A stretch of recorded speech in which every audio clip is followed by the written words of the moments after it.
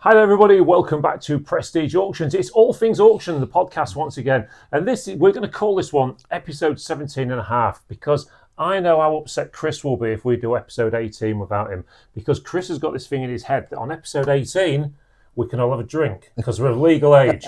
So he said last week when he was thinking about jetting off to Tenerife, he said, do you know what? He said, I think I'm going to miss episode 18. I'm gutted. So if we call this one 17 and a half, then he can have episode 18 next week when he's back here, and we can have another tin of that Colin.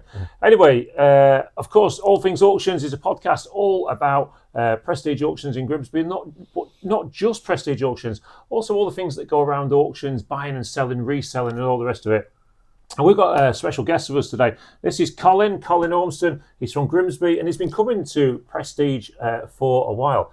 But before we go any further, me and Colin actually go back a lot further. So I'm just going to look, if you look up in the top corner right there, you'll see a picture of me, Colin and Lisa from many, many years ago to a dinner that we was at with some mutual friends. Do you remember that? With Keith and the Catenians. It was the Catenians, was it dinner and dance? I think it's their annual ladies' ball. That was the one, which was at Grimsby Golf Club. You know, that's some years ago now, isn't it? And when you came into the auction room for sort of the first time, I said, I know you. And then and ironically, I'd still got the picture on my phone. And we had some, mutual friends, Keith and Jenny. Yeah. And nice people that, from time to time, I still keep in touch with. And obviously not enough. But there you go. That's what we all do these days, isn't it? Not enough. Yeah, that's the thing. So first and foremost, people are going to think about, well, who's he got on here? I don't know, Colin. So Colin, tell me a little bit about yourself. What do you do first of all? What's your main aim in your life? I'm an independent financial advisor, so I deal with pensions, investments, and making certain that my clients look after themselves and their futures, and obviously now, at the age that I am, the retirement. Okay. So, and I've been doing that for the past 28 years. Quite enjoy it. I wouldn't do it otherwise. This is true.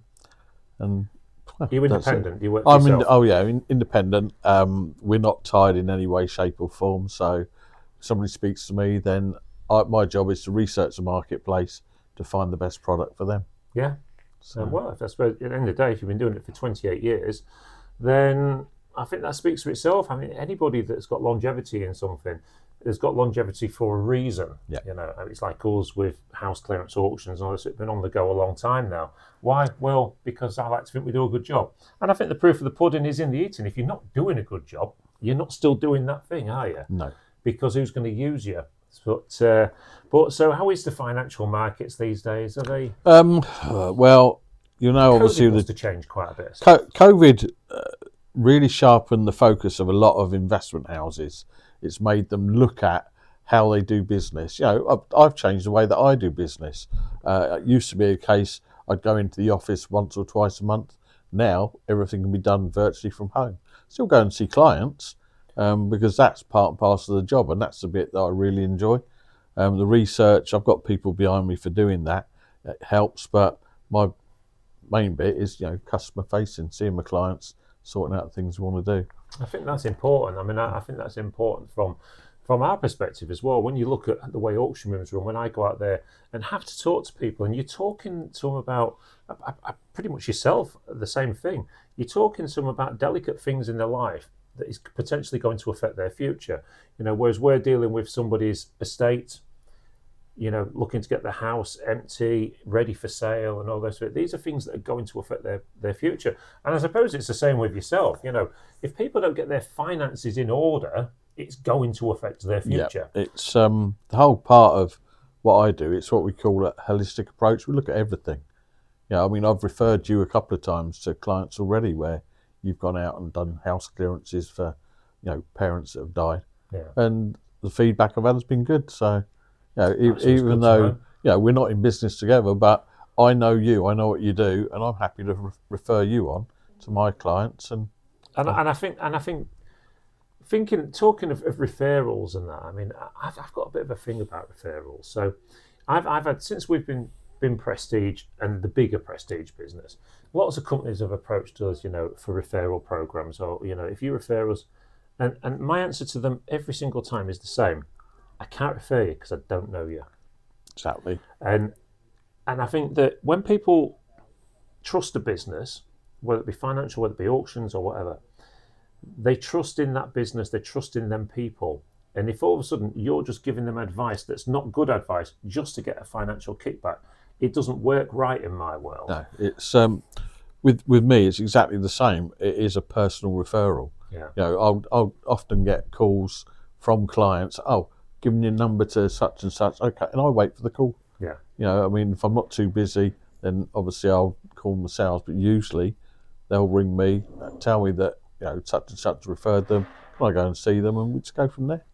Yeah, I mean, we refer several companies within the business, but referrals based on longevity of working partnerships. For instance, I'll be the first to say that we always advertise Crofts estate agents. Yeah. Why? Well, because you know what, they've sold houses for me in the past. They always did a great job.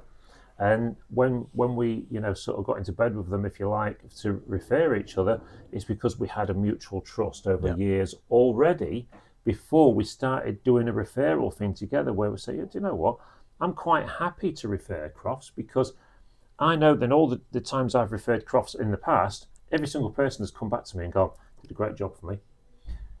And I think if you've got a good reputation, the last thing you want to do is taint your reputation by referring somebody bad. Exactly. I mean, the other thing to look at it from both our points of view is we don't need Trustpilot or Google reviews because it's a personal service.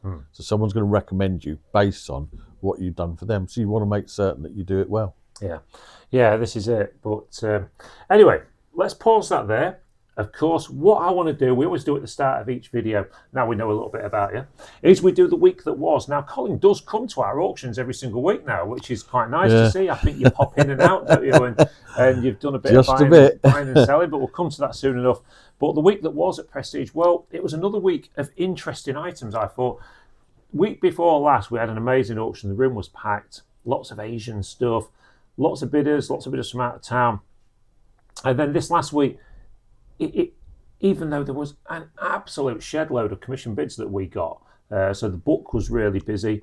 The room was, in my opinion, relatively quiet this week. There was a lot more room in the room, so to speak.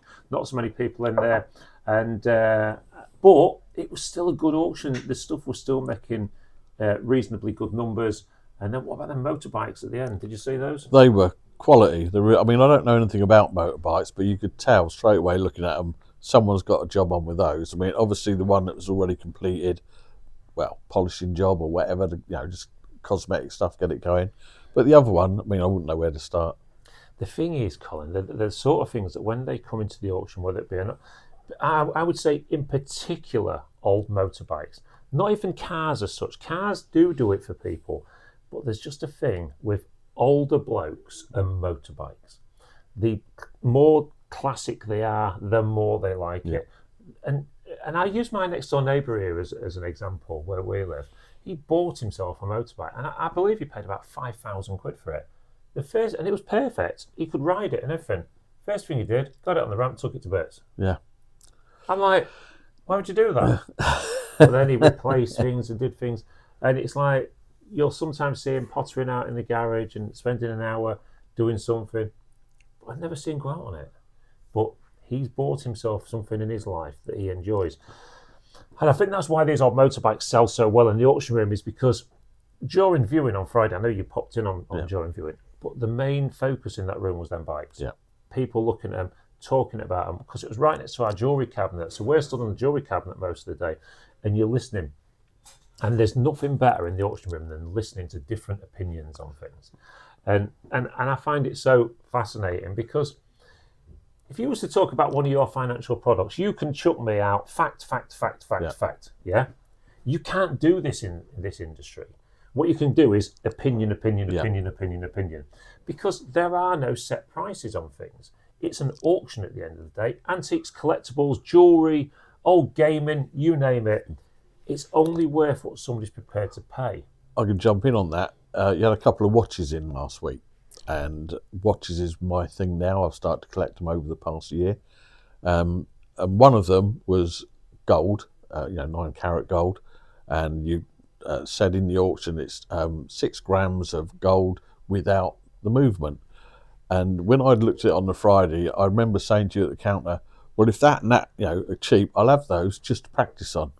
Well, one of them went, I wasn't there, I couldn't get it, £7, but that gold one went for about 140. Yeah. Far too much. This is the thing.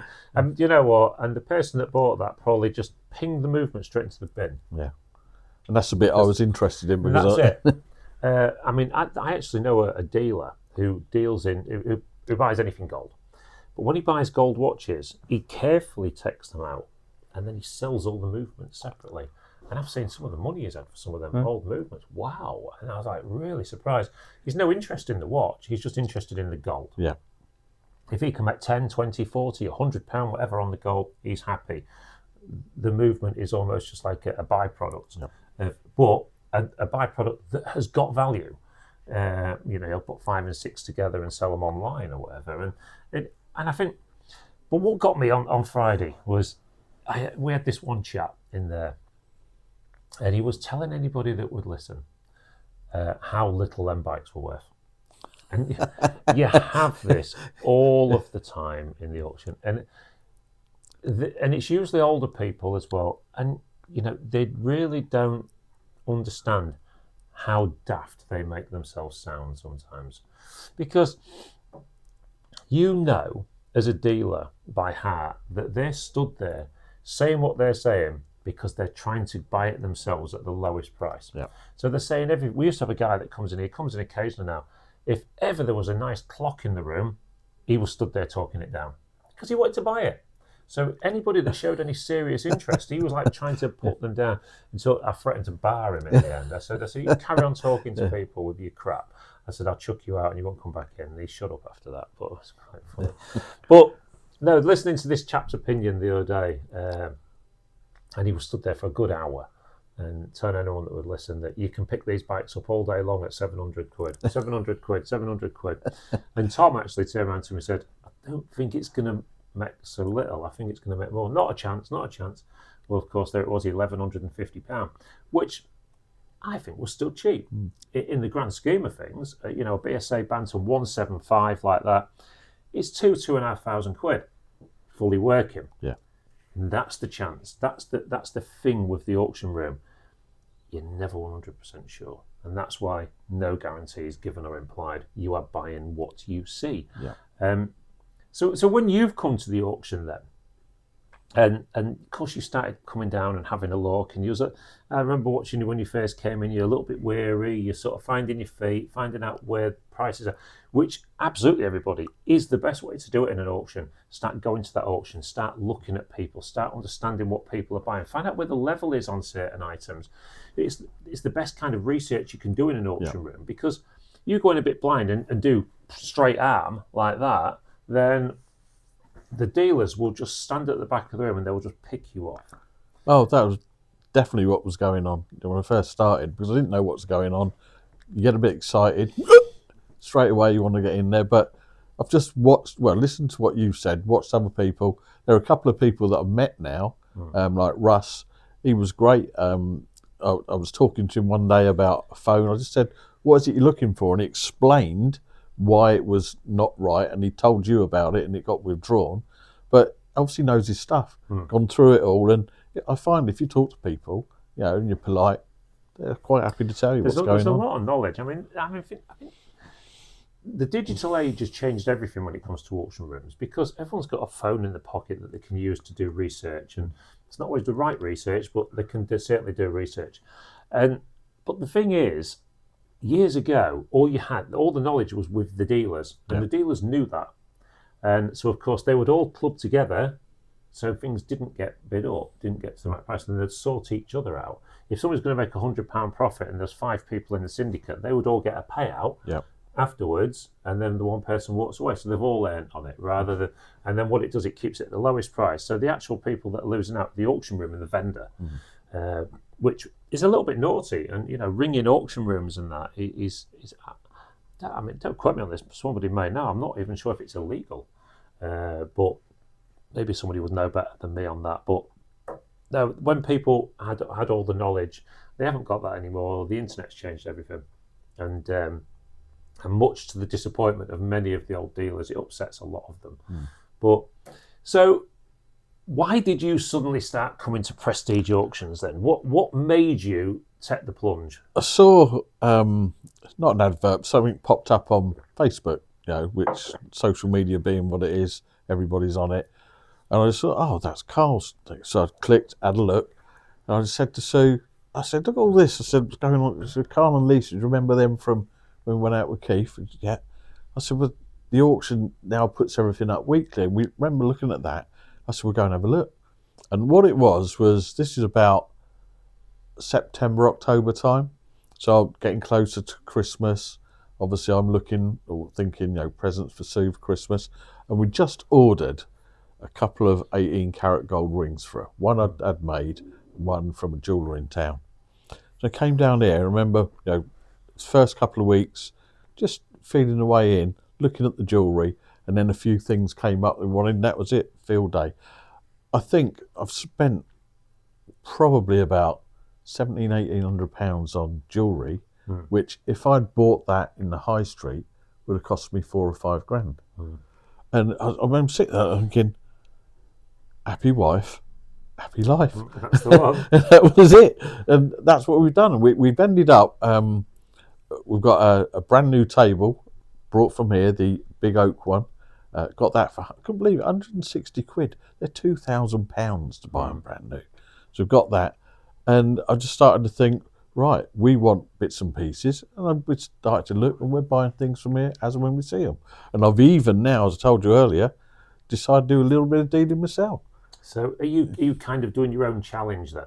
Yeah, You've seen the challenge on the podcast, because well, that's what did it. Was a few weeks ago, I ended up buying my first box of assorted for, I think it was £7 total, and in that was a little Neo figure, which I've just sold that for £30.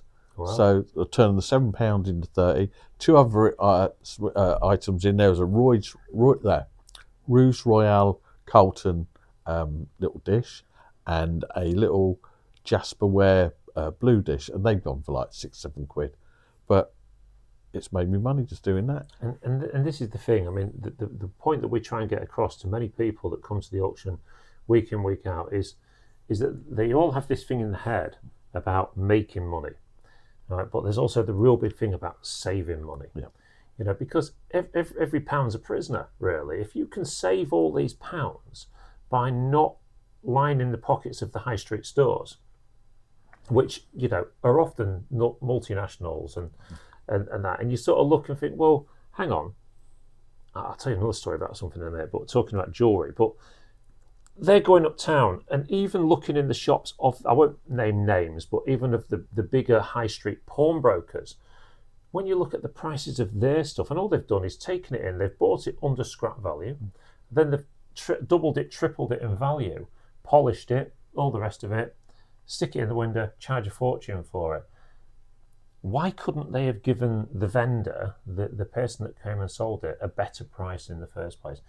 I understand everyone's got to make as much as they can, and I understand that So anyway, so last week I'm out, and now I don't know if you was involved with another meal that we did with Keith and Jenny, where I actually did a talk. Was you there? No, that was I think you did that during the week, one of his Cantinian zoos. Yeah, so I did a talk on him years ago, and since then I've gone out and done a lot of talks. In fact, everybody just looking for the camera a second.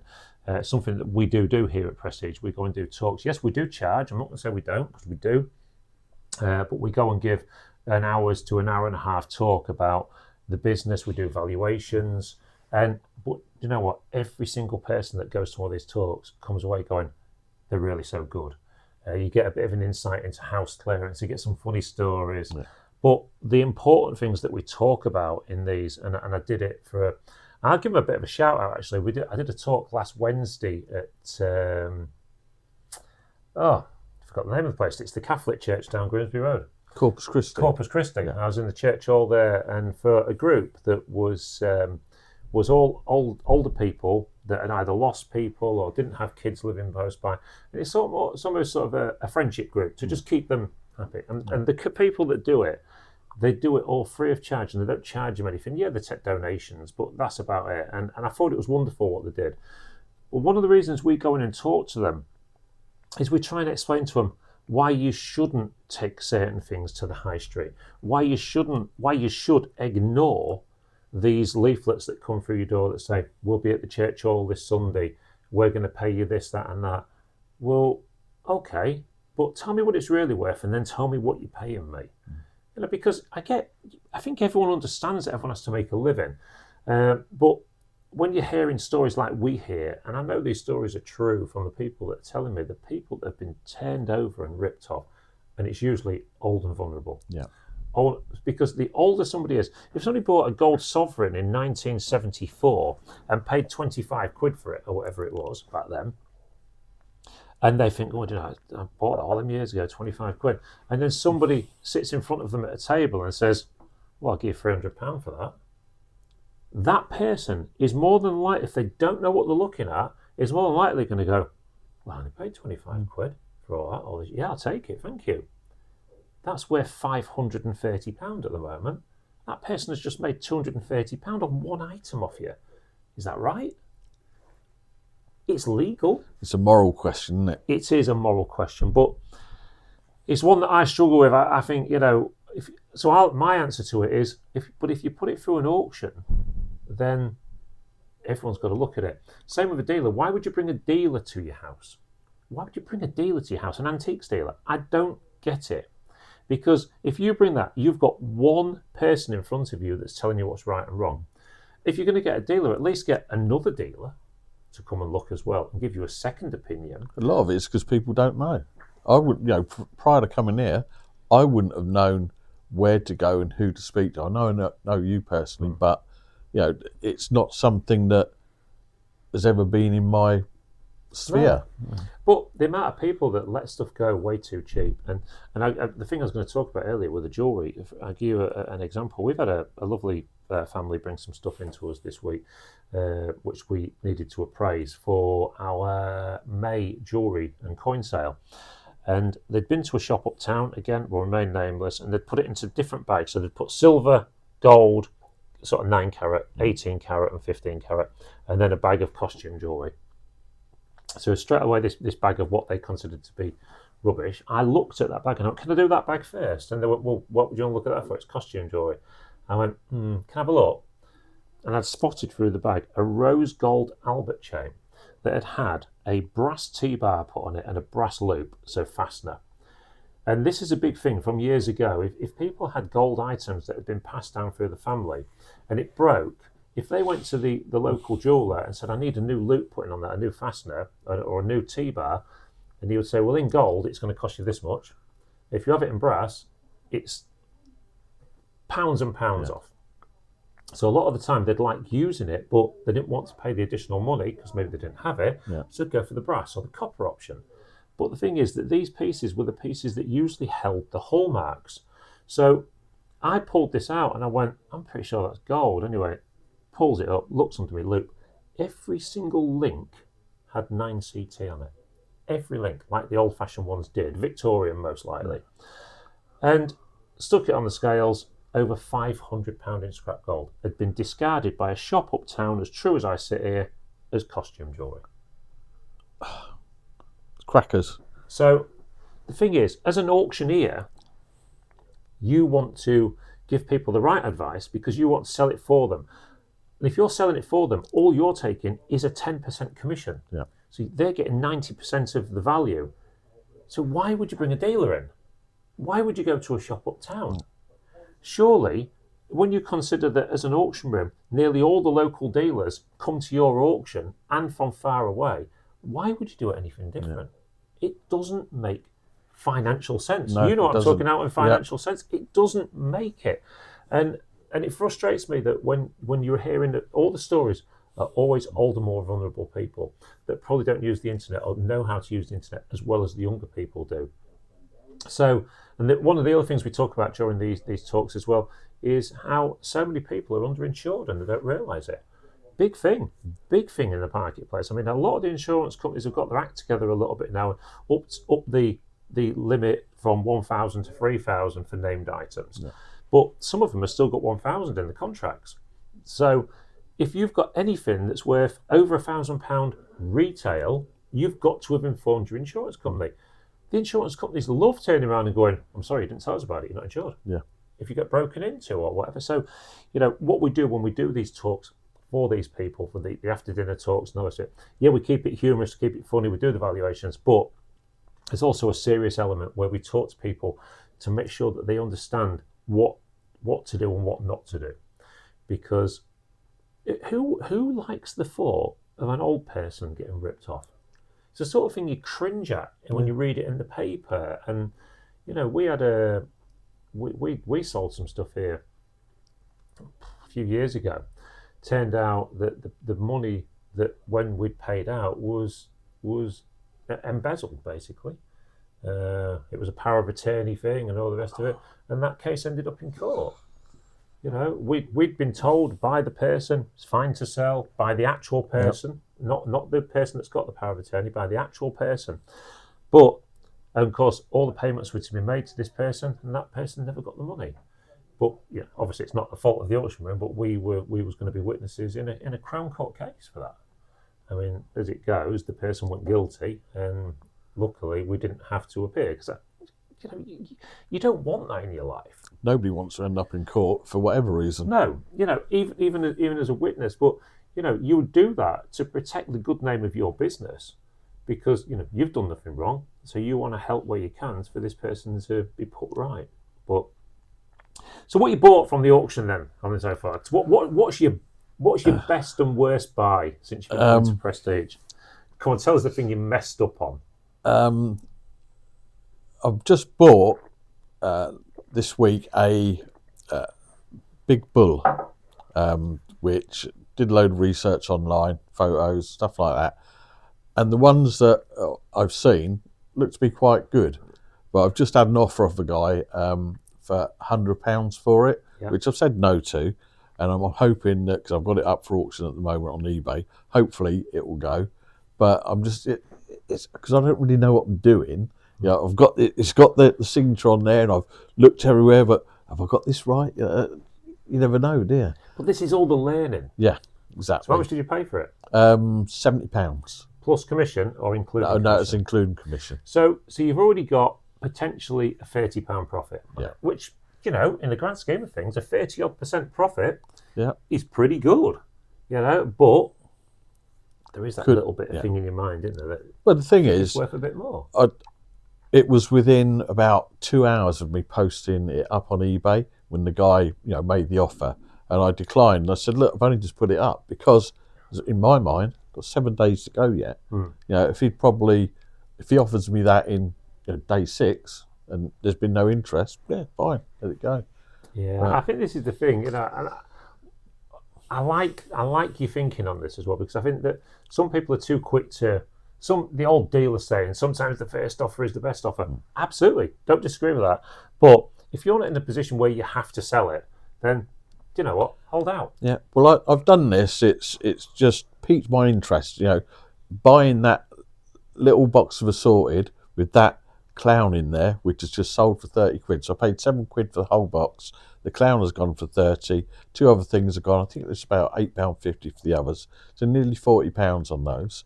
But it's just made me think, well, I've done that by accident. What can I do if I do it deliberately? And I'm not looking to make loads. It's just becoming a bit of a hobby. Have a look around. Let's have a go. But the thing I've mentioned in podcasts in the past is that, one of the reasons we're doing the challenge is we're trying to show people a way that they can earn some extra. Now, I don't care how much money you've got in the world, unless you're super, super rich. Everyone can do a bit of extra cash. Because that little bit it's almost like the old thing about putting your hand down the back of the sofa and pulling a £20 note out. It's almost like a little feel-good factor of thinking, well, we can have a Chinese tonight on that, and it ain't cost me no. Yeah, That's how it feels. I'm totally confident that whatever money I make, Sue will spend it. Well, that's it. I mean, you've got a Sue, I've got a Lisa. They're very similar. Yeah. They're very good at spending money, and whereas I think you clearly are more along my line of invest, and that's what I do. But But when you buy something and you sell it, and I think when you look at the way that the country's going at the moment, in terms of, I don't think it's going to be that long before there's either A, no state pension, or B, they just lift the retirement age that much that we'll all be dead before we get there anyway. The goalposts are being moved all the time. And I don't want to get political because my views are similar to yours. It's, Labour are not good for the country, and I think that's being seen by a lot of people as we go along. Well, do you know what? I was at a lady's house this week. True story, very true story. In fact, I've got her stuff. It's just been put out in the auction this week. She's now retired. She has been a lifelong Labour Party member. Has just left. Wow. They've got into government and she hates what she's seeing that much. A lifelong member has just left.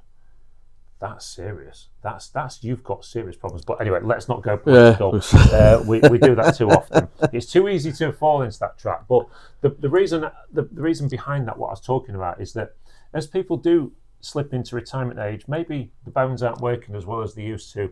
You know what? You can still buy and sell. And if you've just learned a little bit over the years, and you're in that stood in the auction room or in that charity shop, and you see something and you think, that's 10 quid, that I can sell that for 40. Well, do you know what? Go and do it. Even if you're retired, you can do that. You can still earn up to, is it £1,000 a year or whatever before you pay tax? And like I've said 1,000 times, don't worry about paying tax, because it's 20% of profit. It's not 20% of everything. It's profit. If you make £100, you're getting 80, they're getting 20. It's how our country goes. We can't get away from it. But pay taxes, everybody, because it's important. And it's, if not, you don't want that knock on the door. No. And ultimately, say that to everybody. Don't be scared of it. Don't be scared of making money. Some people are put off making money because they're scared of that. And that is absolutely the wrong way to think of it. Think about it. You are making more money than you were. Exactly. And if you make more money and you pay more tax, you're supporting the benefit system, people that need it, those that really need it, not those that don't. No, we don't want to go down this one either. We could go down a rabbit hole here. It's not good. Yeah. So you've been coming to the auction, you've been doing bits and bobs, and by the look of it, you're enjoying it. I am, very much so. Like I said, met a few people. Everybody's always friendly. Staff are great. You can ask them a question, they'll help you out. There's Russ that I've met. I don't know the lady's name, but she's quite into jewellery. So every time I'm in here on a Friday having a look, she's there looking at the rings with a loop and everything. Yeah. But everyone, like yourself, ask a question, you'll get an answer. It's about our customers. Now, when we came up with that, we always thought with what we've done at Prestige was always customer led. Always. I think everything that we've done within the business has always been customer led. It's always been about our fantastic customers, which I'm just going to put something out on the podcast now. So, which me and Lisa had some, I'm going to just look to the camera for a second. So me and Lisa had some really, really sad news this week. One of our longest serving customers, Gordon, passed away at the weekend. Bidder number 22, that shows you how long he's been with us. Gordon is one of the nicest people you could meet. He was a proper old gentleman, never a crossword, always friendly, and he did calligraphy. And I'm not a big fan of Christmas cards, but I always look forward to the card off Margot and Gordon, because and funnily enough, when I was telling my son yesterday that we'd lost one of our fantastic customers, which is always hard because we've done it. We've lost so many over the years, and Stephen, my eldest son, actually turned around and he said, "I remember Gordon. Didn't you get him to write the checks out for our wedding days when we trimmed some money?" And we got him to write the checks out and that, because his writing was just unbelievably good. It's a skill you don't see very often. Yeah, and Margot, if you do watch this, I'm not sure that you do watch the podcast, but if you do, you know where we are. And like I say, we're all friends. It's a community at Prestige. We look out for each other. That's what we do. It's what we've always done. So, Margot, take care. You know where we are. We know we've already spoken. and we will certainly be there to pay our respects when it's the time. So there you go. We've lost so many people over the years at Prestige, and I think it's really funny. Not funny. Yeah, What's funny is you look at our statistics for YouTube and Facebook, and nearly everybody that watches is over 55. It's so strange, and it is past more sort of an older person's thing. It's almost like you get to a point in life where this becomes. I think, let's face it, there's no better feeling than looking back to good times, is there? Yeah, And I think got to agree with that. That's what an auction room does. It's almost walking around the town museum that changes weekly, because you walk in and you hear it constantly. Do you remember them? Do you remember? Nana had one of them. You hear it all the time in the auction room, and I love it. And I like to encourage people to bring the kids into the auction room, because the kids ask the best questions. What's that? When it's an old telephone, something with a dial, and they've no idea what it is. One of my nieces years ago asked me. They used to have records pinned up on my wall, and she said, "What are they, Uncle Carl?" And I was like, "The records, silly. Well, they've never seen one." Yeah. And you forget, as we get older, as the fullness of time catches up with us, we've seen a lot more than what the kids have seen. And you just never feel that you're that old person, do you? Well, inside you don't. Or you look in the mirror and there's this old bloke staring back at you. Who's that? Where's all my hair gone? I did that one once. So I remember bumping into a lad. I used to work at Pier 39 back in the day, and I was on Hemswell boot sale one day, and he said, this guy come up to me. I had not seen him for years and years. He went, "Bloody old Spoony," because that was my nickname. Yeah. But "Bloody old Spoony, where's your hair gone?" I says, "Well, I know where it is. It just isn't on my frigging head." But yeah. So what does when Colin's not doing financial stuff then and going to the auction, what does Colin do for a hobby? My latest hobby is watches. I started about a year ago, collecting them. Not that I know a lot. I'm fascinated by how they're so small inside and how they work. So I've been following a guy on YouTube, wristwatch revival. And he takes watches apart, puts them back together again, and I'm learning to do that bit by bit. And as you know, 4 or 5 weeks ago, I bought a load of watch gear from the auction purely to do that. Did I tell you about that watch gear? You did, yeah. So in that drawer over there is all the brand new watchmaking stuff and watch repair stuff that I bought the week before all that came in, which I'm sure you're pleased to know, because you would have had serious competition on your hands. But I bought it all. I bought the Rolex back removers and everything, because I've just got so sick. You can usually tell from a watch by looking. You can find out more from the inside than you can from the outside. So I decided to buy plenty of stuff to be able to look at it. So just watches. So anything else? What else do you do to pass your time? Well, Sue would like us to go on more holidays, which looks like I'm going to have to do that. But I used to fish, but I've had to give that up. Well, I gave it up 10 years ago when the grandkids come along. Yeah. But I can't do it now because I've got a bit of a dicky heart, and that plays up every now and again. Yeah. So most of the things, I still, every chance I get, enjoy the odd glass of wine. Going out for meals and things. A hobby, couldn't it, really? So have you ever sort of considered? You ever done anything more active, like skiing? Oh God, did that years ago. Yeah, I used to ski everything when I was younger, but not now. It doesn't interest. I found I've got older, and obviously the issues over the past 3 or 4 years with my health. Yeah. I don't want to do stuff like that. I just don't like the idea of being on a slope, fall over, get hurt. No. So during your skiing days, did you ever get in trouble with the police? Oh, well, you've been talking to Clarky. Son of a bitch. Just out of interest. Oh, really. God, yeah. I mean, it's just sort of a natural conversation. Yeah, so. He's a git. We were in Bulgaria, and there was, I think, about 20 of us, and we're on the slope one day, and I've got hold of the walkie-talkies, and I've said something, and I've sworn. And then this voice comes over the walkie-talkie. My name is such and such. I'm a police officer. You shouldn't say, bollocks. Yeah. So I didn't think anything of it. Back to the hotel, knock on my door. It's the copper. Is she me being gullible, gave him a walkie-talkie, and that was it. It was away for about 3 or 4 days, and of course it was a big laugh. Mick had got everybody in it, and I think it's a Friday night, the day before we're about due to go back. She comes round and goes, "There's your walkie-talkie. Don't do it again." And I could have killed her. Yeah, I did hear the story. I hear you've had some interesting decorations put on your car lately as well. Is that right? Yeah, bless him. I was at the auction, I think 3 weeks ago.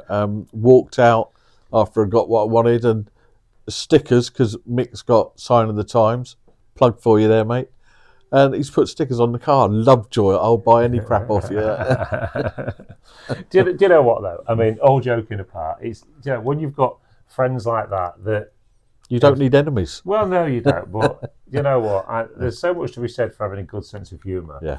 And we was actually at the evening with Jeff Stelling the other week at the auditorium. I went with my son as a Christmas present off Lace.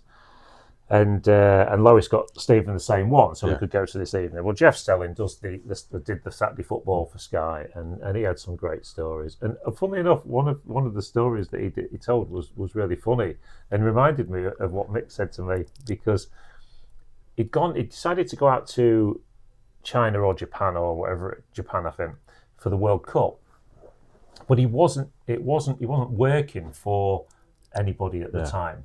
He just wanted to go and enjoy some football and enjoy the place. And Chris Kamara went with him. So they both sort of went on a boys' holiday to Japan or wherever it was. And but they'd been warning, how they wouldn't stand for any hooliganism and all that over there, and people would be chucked in jail and they'd get long sentences. So, of course not, they're not going to worry about that. But his story was, he says we was out this one night and something had happened, and there was messing about something at the side of the road, and they'd caught somebody on a bike or something. This person had fallen over, and because they were so worried, thinking, they'll think we're football hooligans, they both ran. They both ran back to the hotel, and when they got back to the hotel, apparently it was either Jeff or Chris said to one of the others. He says, "Do you think anyone noticed us?" He went, "What?" He says, "A little short white guy and a big black guy running through the streets of Japan at 1 a.m. No, I'm sure nobody noticed us." And what he did, he said he was really worried about any consequences from it. And so he goes on. He says I laid there awake worrying about it. He said, "This is Jeff."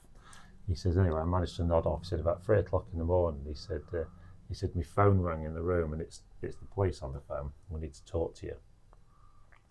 But don't worry about it tonight. We know what you've done and all the rest of it." And he said, "Oh, that's it." He said, "I'm sat there in my bed thinking my career's over.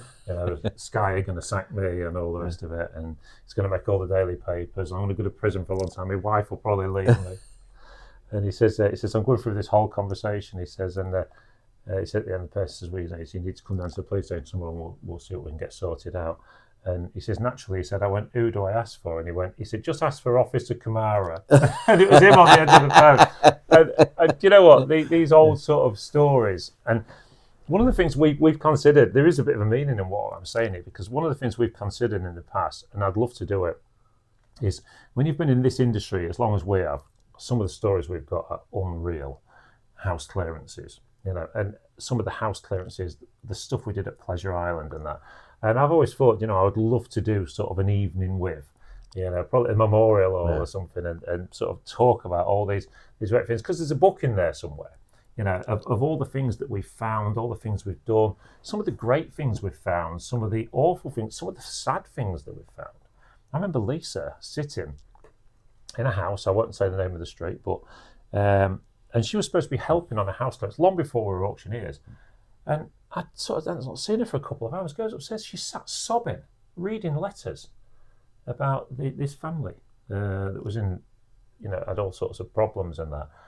And she'd sat there with this box of letters, just reading them one by one, absolutely devastated. She was living it with them. And he was just like, the thing is with house clearance, forget the auction for a minute, just with the house clearance side of things, you are privy to a lot of people's secrets, and I've always said that, there's things that I'm pleased that families sometimes get us in, because there's things that we find that they don't need to find. I'm not talking about the usual bedside drawer stuff, because we find that in all sorts of houses, but there's other things as well. I could tell you stories about the architect that was his missus was telling me about all the amazing business trips he used to go on. Yeah, he also had a thing about young men as well, and we found all the evidence hidden in the garage in a box. And but do you know what? You look at that and you just go, put it on the van, get rid of it. Why do they need to know? Why do they need? Why? What sort of person would you be if you thought, I'll give that to her? That'll be a bit of a laugh. Why would you do that? And I'm sure there are people out there that would do that. Yeah, like Mick Clark. Well, no, there's plenty of stories out there. So maybe that's something we'll do one day. I've always sort of threatened to do stuff like that. Well, anyway, listen, Colin, thank you for coming on the podcast. It's a little bit different in here. I mean, it looks good this side. It's a dump that side. But we've got all that stuff there. But it is great to get people on. In a couple of weeks' time, we've got a lady called Jill, one of our customers, coming on as well. And she's going to talk to us a bit about the area that we're in. She's done a lot of research. Since we put that podcast out and we spoke about this being the old freezer shop and everything, she's found out loads of stuff about the area. And so she's going to come on and talk about that. Well, listen, everybody, thank you ever so much for watching this podcast today. Episode 17 and a half, of course. We're now going to head off into the auction room where Lisa's going to beat me up probably and tell me to get the sneak peek done for tonight, while Colin is going to go off and find himself some new walkie-talkies and some new friends. Thank you ever so much. Say goodbye, Colin. Goodbye, Colin. And we'll see you all next week at the auction.